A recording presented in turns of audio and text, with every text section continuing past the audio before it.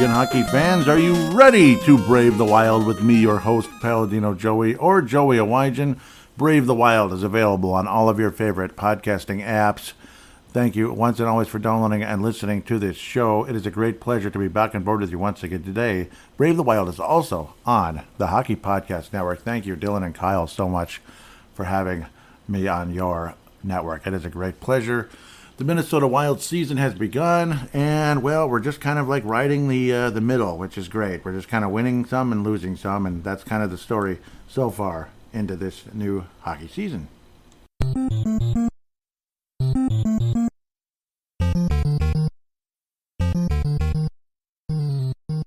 And my advanced apologies to let you know again, the release of this show will be sporadic. By some crazy miracle, well, not really a miracle, a 1 out of 7 chance, it ends up being a rainy day on a Thursday, which was the typical Minnesota Wild or Brave the Wild podcast release during the regular season. But yes, this time of year, the fall cleanups pick up. We're not quite started on that, but it's right around the corner. So expect sporadic releases, this and that, of the of episodes of the show. And yeah, because of like rainy days and Sundays, that kind of thing, or rainy days and Saturdays, I don't know what the heck day, but mostly rainy days in general, I'll be trying to get caught up and keep caught up with the Minnesota Wild here on Brave the Wild. It's unfortunate. One day the Wild look like game breakers, the next day they get broken. That type of thing. It's kind of been an up and down seesaw with the Minnesota Wild, like the Kings, the Oilers, games like that. It's like two totally different teams almost out there in a lot of ways. This is going to be we'll call it kind of semi-non-conventional Brave the Wild, and I'm going to try to keep it a little shorter. And it probably would be better if I did keep it a little shorter anyway to relieve some stress here, as at times my schedule gets tight. I got to get going, that type of thing. It kind of is what it is. Sometimes I babble too much, and it probably makes the show more boring anyway. So, I mean, it's probably better quality anyway. I mean, what's better, quality or quantity? Quality's always better, right? So the Minnesota Wild win against Florida. They win 2-0 against Florida. Gustafsson with a shutout to open things up. They feel great. And then the next night he gets shelled 7-4. And that's kind of like been the Minnesota Wild. And then Marc-Andre Fleury does well in Montreal. 5-2 win. My boy, absolutely great. He's climbing the ladder. He's one of the all-time winningest goalies in NHL history, and that's his hometown. Is it the last time, and this and that. And then he gets shelled the next night in Los Angeles, or in Xcel Energy Center against Los Angeles. And then the Wild have a sloppy, lackluster, what the bleep was that performance on Saturday evening, and lose 5-4 to Columbus? Why? Why are we losing 5-4 to Columbus? And then follow up a few days later, Tuesday night, with a fairly impressive 7-4 win versus Edmonton. But it felt like the Oilers were going to crush the Wild, like scoring early and often. But then the Wild started scoring often, later and very often, which was a lot of fun. You get to see Ryan Hartman kind of emerge, this and that. Have a 5-point game. You also got to see Marco Rossi score his first goal in the National Hockey League, and that was an amazing feeling. After getting waved off in the first game, Marco Rossi would get his first goal versus Toronto, and he would get his second goal versus Edmonton. So he's successful against Canadian teams. We'll take that. He's scored goals against Canadian teams so far. As for Dean Evison's hair, I have no idea. It's longer and it looks weird. I say go back to what we're used to. That looks weird. I don't know. Ups and downs. Yeah, again, this is going to be more of a topical episode than game by game by game. The show would be long and probably tedious for you, especially with 6 games to talk about. And I'm going to I've been kind of wanting to try to head that direction anyway. I think it's a little better quality. But generally speaking, the goaltending has been kind of up and down.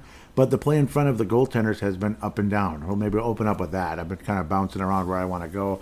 Gustafsson in 4 games is averaging almost 4 goals a game. Marc-Andre Fleury, 3.5. It's been frustrating. And it's crazy how Gustafsson had the shutout in the opener. But since then, it's been a bit frustrating.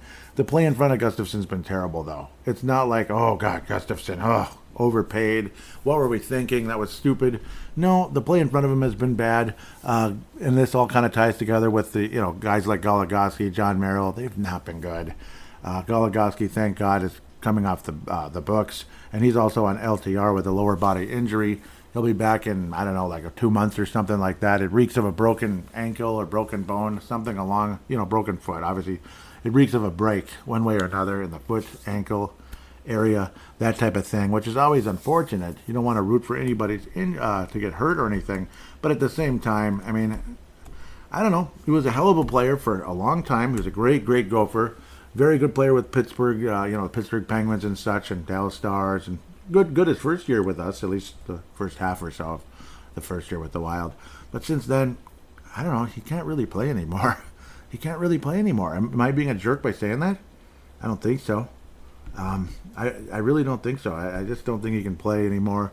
Dakota Mermis is making the most of his opportunity, and good for him. I'm actually very happy with Dakota Mermis, with what he's done. For the most part, he's got 3 points in 4 games, providing a little offense, which you didn't really expect from the Alton, Illinois native.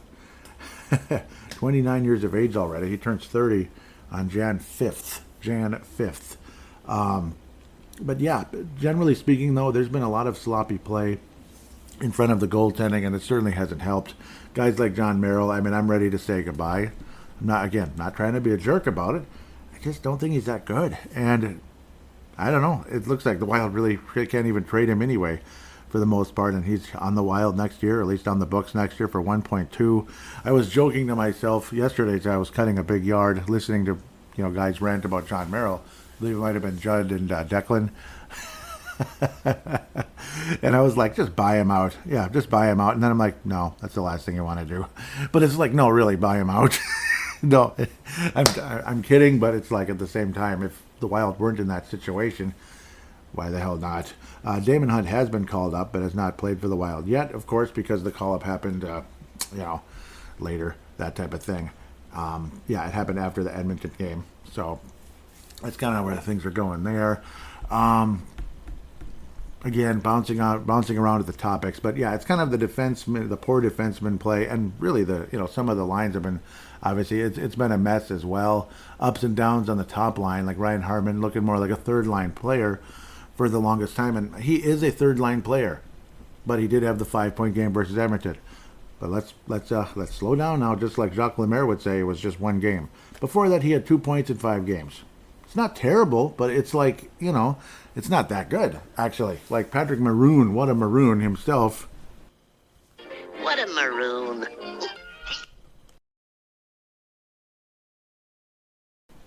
Thanks, Bugs. Has 4 points in 6 games. So, and he didn't exactly have 4 points necessarily going into the Edmonton game, but you get the idea.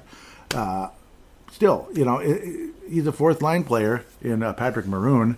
So, and he's getting points, so he's off to a nice start. So, I mean, I'm not sold that Ryan Hartman is a top-line center. He's not, and most of you would probably agree with that, unless you're just kind of one of those fans who's just like, rah, rah, rah, rah, rah, they can do no wrong, that type of thing. Kaprizov, obviously, again, yep, he's unfortunately, yep, he's missed some golden opportunities with scoring, but again, getting those assists, a really nice tip in the Edmonton game. Wow, I mean, just tip the puck forward. That was a beauty. I believe it ended up later on being a Ryan Hartman goal later on, because obviously they're on the ice probably. It was just a gorgeous tip around, the neutral zone, tipping the puck forward. I mean, that was gorgeous. I was that was an awesome play.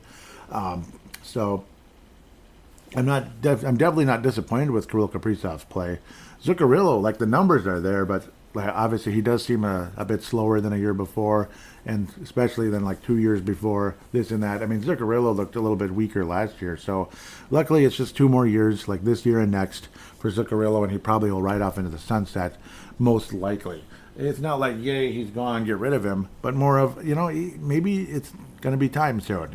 It's time, like in the next year and a half or so, that Matt Zuccarello moved on to that next thing, or unless he wants to play overseas or something, with like Jaromir Jagr, and play till he's 50. But I don't think he's going to be able to do that. That's just my humble opinion. Kalen Addison, poking in some assists as well, poking in, whatever you want to call it, chipping in some assists with 3 thus far. So half a point a game for Kalen Addison. Okay, all right, on pace for 41 points. All right, sure. Matt Boldy, upper body injury. Damn it, anyway. 1 goal, 1 assist. Looked pretty good out there in the 2 games he played, but then an upper body injury. So he's out for a bit, but not that long. That's the good news. And Spurgeon is skating. That's good news as well. The LTR guy, of course, would be, again, Goligoski. with the lower body. Foligno's upper body. Obviously, everything's up and low, up and low. You know, and there were times when it's just like body injury. Maybe it's in the middle, like abdominal, I guess. Wouldn't that technically be lower body, though? I don't know. Who cares? Marco Rossi. See, we can't say Rossi, or we can't say Rossi. You have to say Rossi or just Rossi. Otherwise, it's just, he's tired of you guys mispronouncing it, damn it. So just say Rossi. Hell with it. Okay, Rossi. I can do it. I can do it, and I'll keep doing it, dang it. 2 goals. It'll be nice to see some assists coming soon as well, and I'm sure they will. Unfortunately, again, it's third line, you know, and I got to think the time's going to come. He's a different player. Marco Rossi is a different player, and he's more of a playmaker than a goal scorer. So both years in Iowa, he had 35 assists each. So that's 70 points in, you know, 2 seasons, and not 80 games. He had 63 games the first year in Iowa and 53 games the next year.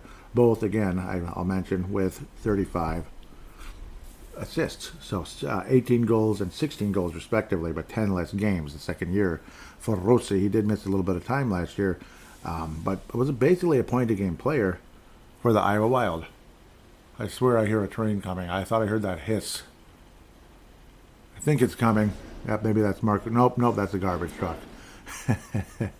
Maybe that's Marco Rossi's train coming through here, because when he starts getting assists, things are going to pick up. And a lot of people have been saying flip-flop Rossi and Hartman, and I do think that will come eventually. It's bound to. Hartman's not going to get 5 points often. In fact, that's probably his feature presentation of the season, the game versus the Edmonton Oilers. I got to think so. I hope it's not the feature presentation for the Wild of the season, but it probably is Hartman's. He might have another 4-point. He might have another 3-point game, and more power to him. If Ryan Hartman goes on and scores 70 points this year, okay, cool. I'll eat crow, like not literally, but figuratively. I'm not eating crow, okay? But figuratively, I'll eat crow. Sorry. But I'm not overly confident about that. So, yes, as I'm switching back from Hartman and Rossi, that's kind of the combination, the kind of merged topic there with the first and third line center. The number 2 center, of course, who's basically the number 1 center, the second best player on the team, in my opinion, in a lot of ways. Maybe not on the whole team, but of the forward unit, is Joel Eriksson-Ek, returning very nicely from that broken ankle. He has 5 goals, 4 assists in 6 games. He's been absolutely great. Has racked up the penalty minutes, unfortunately, but you know, whatever. Been very impressed with Joel Eriksson-Ek. In a lot of ways, he could be classified as the MVP of the team. He might not be the actual MVP, but he's, in a lot of ways, the MVP. He is the most important, the MIP, maybe the most important player, again, outside of Kirill Kaprizov, who is a legitimate superstar player in the league. They are, Kaprizov's just about 3 months younger, slightly less than 3 months younger, 3 months, 3 days younger, basically, than Joel Eriksson-Ek. And both of them are, you know, kind of sort of hitting their prime already. You know, they're kind of sort of hitting their prime, and hopefully their prime lasts a long time. Ryan Hartman's 28, blah, blah, blah. I don't need to go over everybody's age. I'm probably sounding really stupid if I keep doing that. But we've had some promising moments, this and that, with those top 2 lines. Obviously, again, even Johansson has added 3 assists, a goal. He looked very impressive early on. Quieted down a tiny bit, but still something very much there. Going back to... Going to go back to the defenseman again. Again, I'm bouncing all over the place, but it's another topic, you know, because you go from the negative of the defense, and now let's go to the positive side of the defenseman. When you have Brock Faber and Jonas Brodin together, it's about as good of a defensive pairing as you're going to get in all of hockey. Period. Especially defensively, but they're capable offensively as well. They both always had the ability. Brock Faber was getting to about 30 points with the Golden Gophers last year, and he scored his first goal right away. It was the first goal of the season. So that'd be a fun, like, little bet if you're able to nail that one, that Brock Faber would be the first goal scorer of the season for the Minnesota Wild. You might have won something, right? But outside of that, his overall defense is unbelievable, and arguably he was the best player on the entire team the first few games, and he's still kind of basically been that. It's kind of pretty much him and Joel Eriksson-Ek in a lot of ways as the best players on the entire Minnesota Wild roster. Brodin, a goal. Yep, he had an important goal, and 3 total points on the season. I absolutely love what Faber and Brodin have been doing, and it's extremely exciting. So we're past the negative for the most part. Mostly, there's positive sides, positive and negative, and you're going to get a bit of both when it comes to a 3-3 start in the season. Overall, and generally speaking, if you're talking playoffs and long term long term for the season and all that, it's very negative to be 500. This isn't the old days where you could be under 500 to make the playoffs. Like, I actually cringe when I hear people saying, "Oh, hockey, you just have to win like 3 games. You just have to win a couple games. It's so easy to make the playoffs." No, it isn't anymore. It's not 5 teams in the Norris division and the 4th place team makes the playoffs anymore. That's the old days. I actually missed that. That was a lot of fun. It's a lot harder now. It's a lot harder. You have to finish 3rd to for sure make it, and then hopefully make it via wild card, depending on what's going on the other side of the conference. So. Like the Pacific Division in our case. So it's not as easy as it used to be. You have to be well above 500 to make the playoffs. You could be well above and miss. So I kind of cringe. It's about 30 years ago now. So I do miss, love, and respect the old days. I don't understand why Patrick Rossi hates the North Stars colors and why he's like good riddance losers or whatever when they left, because that was kind of dumb. And then now he's like, why do you want their jerseys? It's like, okay, man, I don't understand you. Somebody your age should appreciate them more than any of us, but I guess not. So anyhow, I'm bouncing all over the place. Apologize. Funny Freddie Gaudreau, no points, but that's okay. Yeah, hopefully he catches up and gets something. Though he did get a new contract. It's not exactly like $4 million or anything. Ryan Hartman, Marcus Foligno. I'm not too bitter about that yet. I'm working on it though. But after Hartman scored, okay, at least he earned some money with a 5-point game. But before that, I wouldn't say he was a $4 million player, $4 million a year player at that stage. So, for the sake of time, let's get moving here. The Mike Modano Award for this episode might be it could be debatable. A lot of guys have played fairly well. A lot of guys haven't, this and that. I want to go with, okay, I have to. Yep, it's going to be Brock Faber. I was going to go with Joel Eriksson Ek. I had it in my head the whole time. Honorable mention, or they can share it maybe. Brock Faber, Joel Eriksson Ek are going to be the Mike Modanos here, but Brock Faber will say, like, if I could only pick one, gun to the head, it's Brock Faber. He has been a revelation for this team. He's been absolutely wonderful. Encouraging signs out of Marco Rossi. He's definitely an NHL player. Thank you. At least he appears to be. He appears to be an NHL player now. So that's good. Both of them are only 21 years of age. So keep it coming. Marco Rossi, once the assists start adding up, all of a sudden he'll be almost a point a game before you know it. At least I hope so. Or 2/3 of a point a game. At least kind of getting closer and closer. The James Shepard Memorial or popcorn maker, whatever the heck that fun bit was. You could say Goligoski and John Merrill. For the sake of not kicking a guy when he's down with injury, in Goligoski's case, we'll just go with John Merrill for now. And Marc-Andre Fleury. No, he wasn't, he hasn't been that impressive, but he's not, I'm not going to give it to him. The play in front of him wasn't that great either, but he was pretty lousy against the Kings, I'm just being honest. But John Merrill for now, so far. God bless you, John, but I don't know. I think you can be better, and I think we can be better as well, if you know what I mean. With that said, we're going to take a quick break, do some brief previewing, look around the prospects a bit, and have a much briefer fan interaction because I intentionally didn't put out the bat signal this time for the sake of time, and plus I didn't know if I was going to record today or not. So it's like, that type of deal.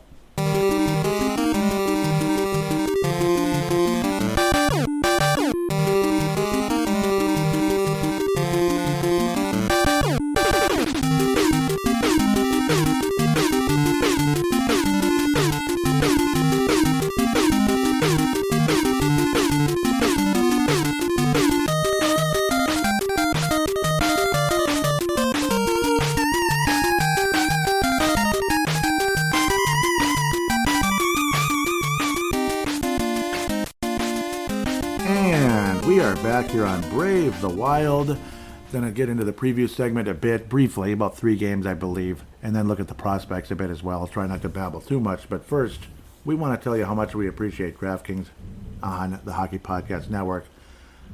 The NFL season is going strong, and DraftKings Sportsbook is hooking new customers up with an offer that's even stronger. Bet $5 in any game this week to score $200 instantly in bonus bets. And DraftKings isn't stopping there. All customers can take advantage of a sweeter offer every game this October, which is obviously a very, very fun month in the sporting world. As for games this week, obviously you got the Vikings and Packers. Who wants to miss that? Me personally, I'm not going to be paying attention to the Kansas City Chiefs because I can't stand that media palooza. I'm not a fan of him or her. We'll leave it at that. So stay away from that one if you can, unless I guess you like that kind of stuff. But Vikings and Packers, I mean, that's going to be a definite interesting way to go because it could go either way. You want to ride the momentum of the Minnesota Vikings, or do you think it's going to be the classic letdown after a great game? So with that could be a lot of fun with the bet there going forward between the Vikings and the Packers. I'm sure a lot of you have strong opinions of that one. Get in on the game day greatness. Download the DraftKings Sportsbook app now. Use code THPN for the Hockey Podcast Network. New customers can score $200 instantly. Wouldn't that be great? In bets when you bet $5 on the NFL. That's code THPN only on DraftKings Sportsbook, an official sports betting partner of the NFL. The crown is yours. Gambling problem? Call 1-800-GAMBLER or visit www.1800-gambler.net. In New York, call 877-8-HOPE-NY or text HOPE-NY. In Connecticut, and of course that would be 467-369. Pardon me. In Connecticut, home of the Hartford Whalers, formerly, help is available for problem gambling. Call 888-789-7777 or visit ccpg.org. Please play responsibly on behalf of Boot Hill Casino and Resort in Kansas. License partner Golden Nugget Lake Charles in Louisiana, not Los Angeles. 21 plus, age varies by jurisdiction, void in Ontario, unfortunately. Bonus bets expire 168 hours after insurance. See sportsbook.draftkings.com/football terms for eligibility and deposit restriction terms and responsible gaming resources. With that said, let's get our resources to the Minnesota Wild and the upcoming schedule. Again, I got to be careful to not babble too much. The Phi-Town. Instead of Chi-Town, it's Phi-Town. The Philadelphia Eagles. No, the Philadelphia Flyers. Sorry, I'm losing my mind. Goligoski out forever. Goudreau didn't travel with the team to Philadelphia per the team. Interesting. Matt Boldy. Yep, Guerin says Boldy's week to week. That was as of October the 14th. Mark Stahl. Not Eric, but Mark Stahl, upper body. Expected to miss 4 to 6 weeks as of October 20th. Interesting. That's too bad there. Ryan Ellis, injured reserve. That was at the beginning of October, pretty much. Rasmus Ristolainen, also an injured reserve for the so-so Philadelphia Flyers. The Wild are 6th in goals. Philadelphia 16th. Goals against the Wild are 29th. Philadelphia's 9th. Carter Hart's actually off to a pretty good start.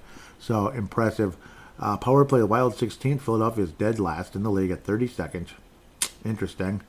5%. That's pathetic. Hopefully the Wild can take advantage of that. Penalty kill, the Wild 16th. The Flyers are 10th. So I'll try to get off that now. This is a two-game season series. The next one will be Friday, January the 12th. Otherwise, this game is right in front of me, and I'm not seeing it. Okay. That is, Thursday. Pardon me. That would be tonight. Ooh. So the Wild will be playing Philadelphia tonight, of course. Carter Hart off to a strong start. Very strong start. 2.21 goals against average. A shutout save percentage of .922. Impressive. Travis Konecny is leading the club in scoring with just 7 points. Cam Atkinson, remember him with the Columbus Blue Jackets? Valuable guy when Columbus was real good. He's got 4 goals on the season. But generally speaking, they're not off to a good start. They're not scoring goals at all. This kind of reminds me of a Philly team many years ago where they just were not scoring. But they were a pretty decent defensive team and all that good stuff. They recently lost to Vegas 3-2, and they're 2-3 in their last 5. We'll try to not babble too much, but I think the Wild are going to, and believe it or not, they're second place in the Metropolitan Division in Philadelphia. I'd like to believe the Wild can take care of business. I would like to believe that. It's hard to say, but I mean, the Wild have won one road game. We've been pretty mediocre on the road so far in Toronto, but We actually haven't had a lot of road games, huh? Just Toronto and Montreal. Huh. But then it's Philadelphia, Washington, New Jersey. That could end up being kind of a rough go. Oh, boy. I don't know. Damn, I don't know. This could end up being a 1-2 stretch here. The Wild will beat the Philadelphia Flyers. Okay, so the Wild will beat the Philadelphia Flyers. Final score, something like 3-2. I think the Wild hopefully get things together. And if we give up 4 goals to Philadelphia and lose 4-2, yikes. Yikes. But I think the Wild will split this back-to-back with the Washington Capitals, who are next on deck here. Again, in Washington. So this is not a home game. None of these are going to be home games coming up. Washington's in 7th in the Metropolitan Division with just about the same record, practically. Darcy Kemper, it's kind of like the opposite here. They're giving up a ton of goals, and they're not doing anything. They're actually not a very good team right now. Ovechkin, 5 points on the season, 2 goals, 3 assists in 6 games. Carlson, 1 goal and 4 assists for him. Kemper's giving up almost 4 goals a game. Lindgren, 4 goals a game, so on and so forth. You would think maybe the Wild, maybe we don't beat Philadelphia, but we beat Washington. But I'll reserve the right to say we can maybe go back and forth with that.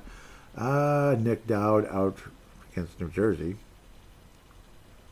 That's unfortunate because that might be his hometown team, because if he's the son of Jim Dowd, the former Wild player from New Jersey, of all places. Sandlin, undisclosed injury. Interesting. Charlie Lindgren, injured reserve. That's a goaltender, of course, as of mid-October. I don't know. Okay, maybe the Wild lose 3-2 to Philadelphia, but beat Washington 5-3. I think the Wild come out to play against Washington, and we'll see a hat-trick from Kirill Kaprizov against Washington, against his hero, Alex Ovechkin. That's my belief. So, Kirill Kaprizov with a hat-trick versus the Washington Capitals. 5-3 win in that one, and then we'll quickly move to New Jersey, unfortunately, right? New Jersey's pretty good. Yet they're not off to a great start, but, neither are we. We're both in 3rd place in our division, believe it or not. Oh, yeah, the Wild are 3-2-1. That's right. We lost in OT. That's right. Yep, early on. Yeah, that was the Columbus game, so we did get a point out of that. It wasn't a regulation loss. Wild and New Jersey, very similar. 6th in goals for the Wild, 8th for New Jersey. 22nd in goals against for New Jersey. Interesting. Power plays number 1 in the league in New Jersey. 42.3%. Impressive. Penalty kills 26. That's crazy stuff. Absolutely crazy stuff. I want to check back on Washington's power play and all that real quick, because I rudely moved too quick. They're 28th in power play and 28th in penalty kill. That's what you need to know. So, yeah, their offense stinks so far, but just you wait. I don't trust the Wild. I think they're going to give up 3 goals in that game, unfortunately. For New Jersey, Colin Miller is out for Wednesday's October 25th, and another injured reserve guy, Thomas Nusick, in New Jersey's case, as of October 13th. New Jersey definitely has a significantly better offense. The defense is mediocre at best. Sunday, the Wild play New Jersey, and then Thursday, November the 2nd, not too far away.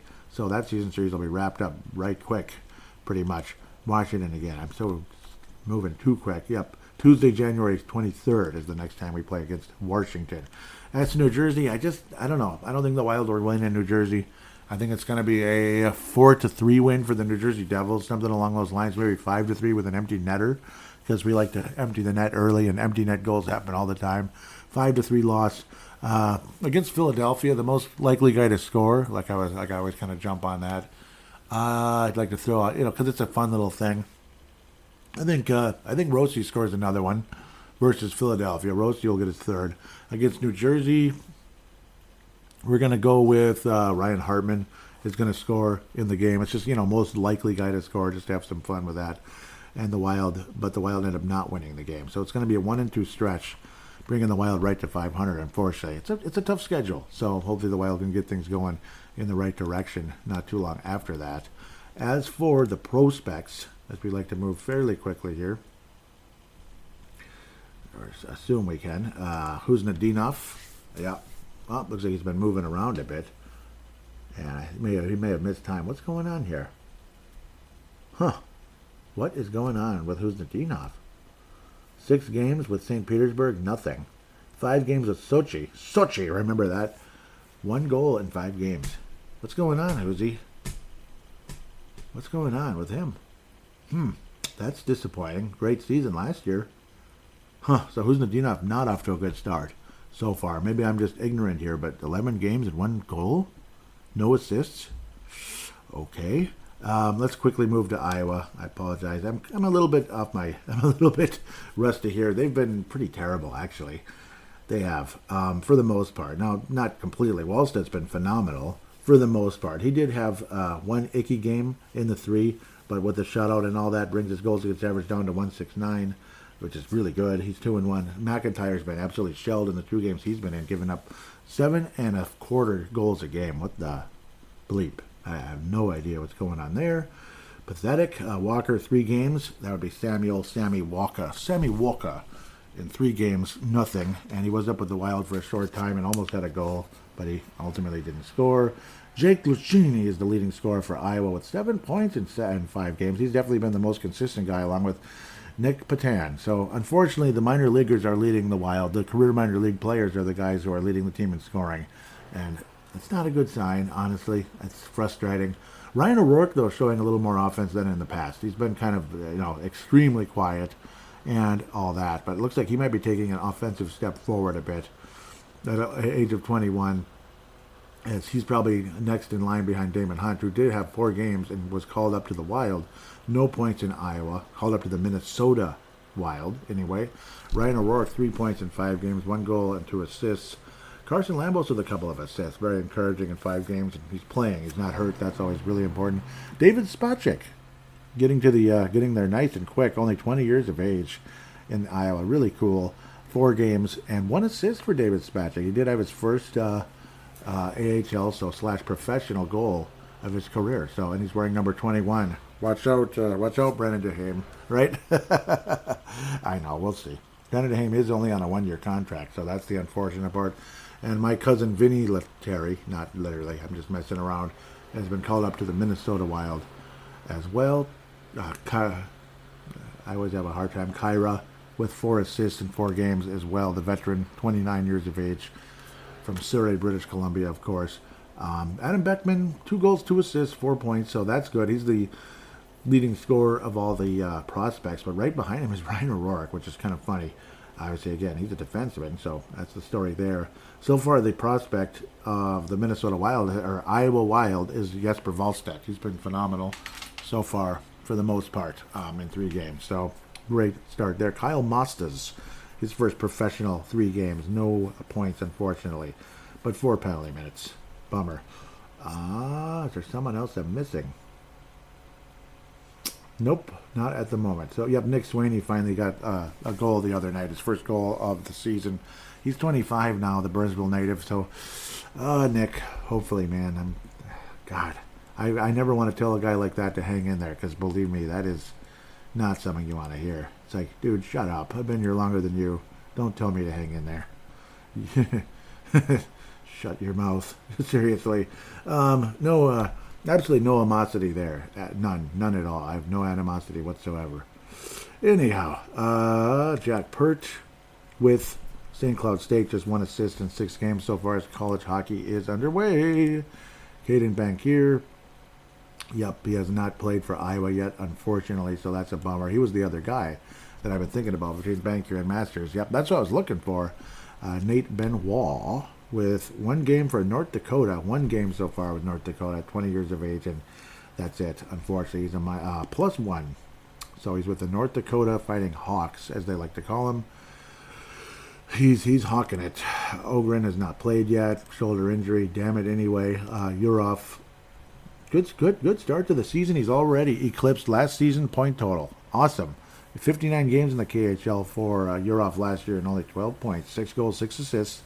So far this year in 21 games. 6 goals, 7 assists. All right, Urov. Cool. 13 points in just 21 games. Danila Urov. Taking that step forward. Loving it. I'm getting into that. The hate and height. Hate and height. Let's start with hate with the French accent here, not the German one. There he goes again, over a point a game. Can't wait to see what he can do in Iowa coming up soon. Possibly as soon as April when he turns 20, April 4th. 11 points in 8 games, 5 goals, 6 assists. Love Hunter Haight, and hopefully his success continues. Hunter Haight. Okay, sorry, wrong accent, kind of. Lorenz is, again, yep, with those Denver Pioneers. 1 goal, 1 assist. He only had 9 points last year. He's a left winger. Played more of that fourth line kind of grinder role in his early days, freshman year. You know, freshmen just don't get a lot of action in college hockey unless they're a phenom. Lorenz, I guess, not considered that yet, but hopefully he can get things going here. 2 points in 4 games so far for Riga Lorenz. Ryan Healy, Harvard. He has not played a game yet, unfortunately. Yeah, that's a bummer. He's a defenseman. Spacek is with the Iowa Wild. Petrovsky, also out of Slovakia. 10 games, 2 goals, 5 assists so far for the Owen Sound attack for the 19-year-old. He doesn't turn 20 until, Spacek's way older than him, huh? It's a big difference. Charlie Stramel, 4 games with Wisconsin, no points, but 4 penalty minutes. Damn it. Come on, Charlie. Come on, Chuck. Come on, Chuck. Let's go. Raskas Kumpelainen. I love it. The Oshawa Generals. Not the Washington Generals, but the Oshawa Generals of the OHL. 8 points, so getting started in North America for the first time. And he's pretty productive so far. Only 18 years of age, out of Finland. Turned 18 in August, too. So he's a very fresh 18, which is kind of cool and exciting considering his maturity. He had an interview a while back on, was it called the Minnesota Wild Podcast? Pretty cool. Pretty cool. Rasmus Kumpelainen. Definitely, I think there's something there. I hope so. The personality isn't everything, but kind of sounds mature, like a Jesper Wallstedt type in a lot of ways. So, yeah, honest to God, there's definitely a maturity there. He's a -4, but nice to see him getting things going there in the OHL. Now the other Height, Riley Height, more of a German sounding, and it's definitely spelled German. 2 points a game in the WHL. All right, yep. He was definitely the offensive player coming out of this recent draft here back in whatever month it is, June, July-ish, early July. 2 points a game in the WHL for Prince George Cougars. He's that Joe Sakic of our, he's the Joe Sakic, so to speak, of this past draft. Most of the players the Wild took were two-way type of guys, like Kumpelainen and Charlie Stramel, who hasn't scored a damn point in 4 games so far for the Badgers. The Badgers, because they're bad. No, I don't know. They were bad last year anyway. But 20 points in 10 games, awesome. 13 assists. Keep it going, Riley. And he's definitely been a prospect of the week for M&W Prospects. Aaron Pionk with the Minnesota Duluth. A very impressive start with the Bulldogs. Incredibly impressive start. He is 20 years of age, and he is from a hockey dynasty in high school, Minnesota high school hockey, Hermantown. So I think you've heard of them perhaps. 5 assists in 5 games, including a goal. Outstanding. He's a +5 for the legendary Duluth Bulldogs. Kaleem Parker, Moose Jaw Warriors, just 3 assists, or 3 points anyway. 1 goal, 2 assists in 8 games. But he's a defenseman, a right shot defenseman, and we'll see how things roll from there. Jimmy Clark, JC, University of Minnesota. Just like Charlie Stramel, but wasn't a first-round pick. He was a 7th-round pick. No points in 4 games. J.C. Jimmy Clark out of Edina. So we'll see how he does with the Minnesota Gophers coming forward. Okay, with that said, we're going to take a quick break and have a fairly brief fan interaction segment.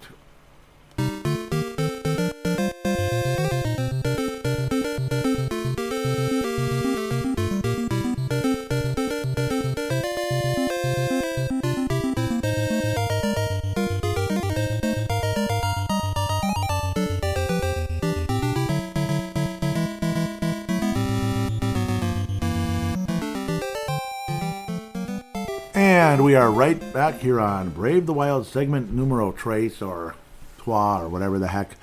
It's the 3rd segment of Brave the Wild. Moving right along here. Most recent posting, okay, anyhow, at Brave the Wild on X.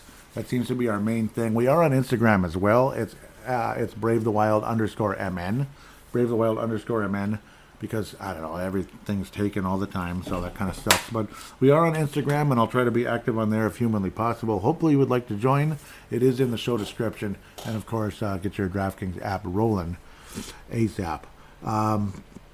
I want to thank people that retweeted the most recent episode, liked, retweeted. It means a lot. Really appreciate you. Let's see where they are. What the heck? Reposts. Yep, Devil's State of Mind podcast, and obviously a really nice team, and we're playing you guys doing really cool. Hockey Podcast Network, thank you so much. Kyle, thank you. He's a Flames fan. Cool. You know I like the Flames. Yep, and of course that would be, yep, that's awesome. So, yep, big fan there. Jay Bushy, thank you very much. Derek Felska, thank you. Obviously, Derek Felska of the Crease and Assist podcast does an amazing job. And, yep, busy right now, just like me. In his case, defensive line coach for the high school he's a teacher at. So, yep, definitely a big thing there. And Galag. Cool. Thank you very much, so much for the retweets. That means a lot. And I'm not just saying that. Believe me. Where's everything? Such a mess. I'm sorry. I was saying, yep, classic. Detroit versus Calgary. This was like about a week ago. A couple days. Yeah, kind of like the weekend, like Sunday night, I think. I was saying this score looks like something out of the mid-'90s when Detroit started becoming super good and Calgary started sucking.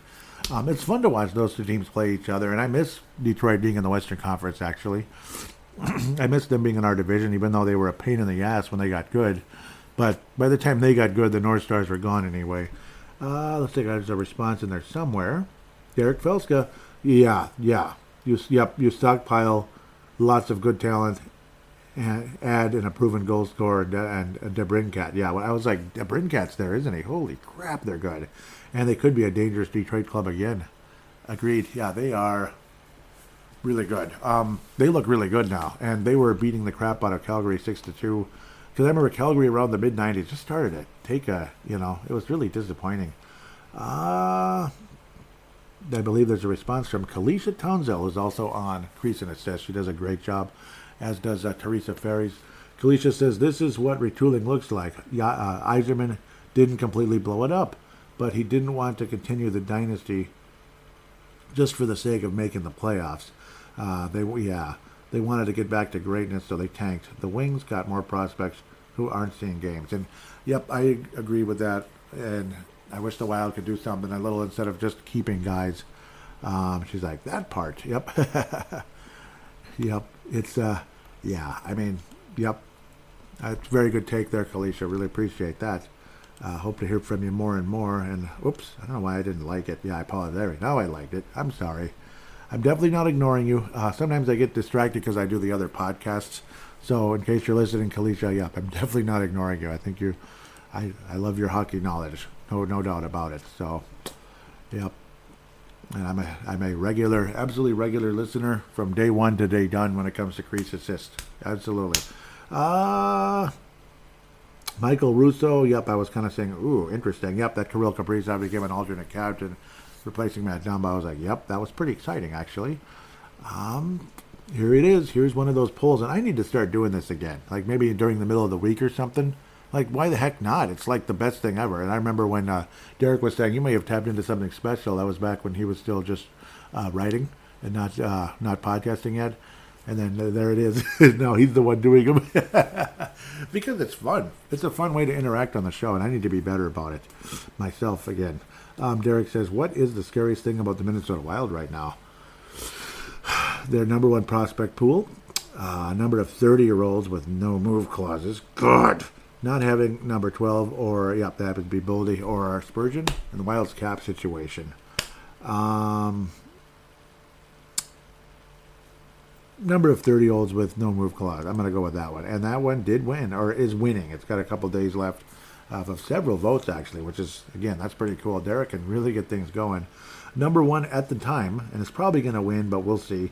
35.4% is the one I just said, number of 30-year-olds with no move clauses. Number two, the Wild's cap situation.